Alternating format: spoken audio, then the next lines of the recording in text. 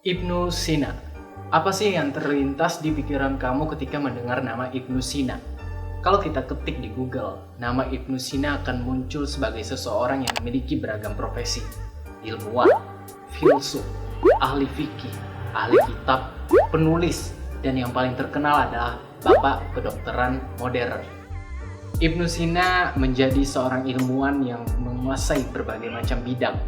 Misalnya seperti bidang filsafat, alkimia, geologi, teologi Islam, astronomi, psikologi, matematika, logika, fisika, hingga karya-karya di bidang sastra seperti puisi. Dan yang tidak kalah terpenting adalah ilmu kedokteran. Karya-karyanya di bidang kedokteran membuat Ibnu Sina menjadi sosok yang sangat disegani oleh dunia. Karyanya yang berjudul The Canon of Medicine dan ensiklopedia filsafat berjudul Kitab Al-Shifa menjadi rujukan bagi dokter-dokter modern. Ibnu Sina menjadi dokter pertama yang mendesain metode karantina, yang dimana untuk mencegah penularan penyakit infeksi sebagaimana yang kita lakukan di masa sekarang pada masa COVID-19. Ibnu Sina juga menjadi pelopor kedokteran eksperimental.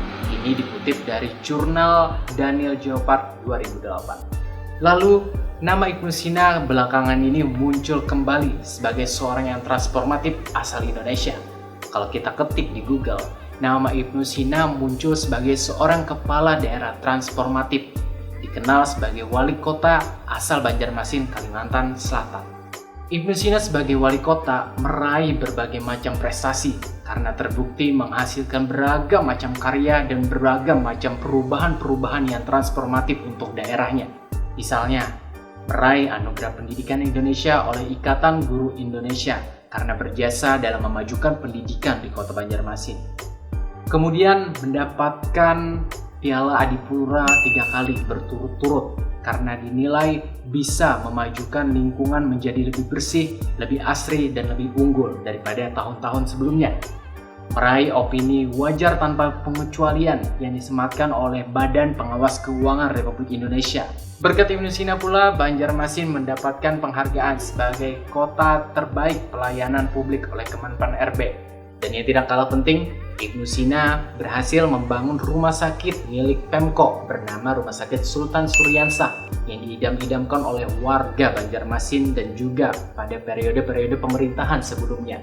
Barangkali ini menjadi semangat yang ditularkan oleh Ibnu Sinanya yang terdahulu. Dan yang paling mencengangkan, Ibnu Sina berhasil menjadi best of the best wali kota di Indonesia. Wali kota terbaik di Indonesia di tahun 2019 karena berhasil memberikan transformasi ke arah perubahan yang sangat baik untuk kota Banjarmasin, untuk kota yang dipimpinnya. Kita percaya bahwa nama adalah doa.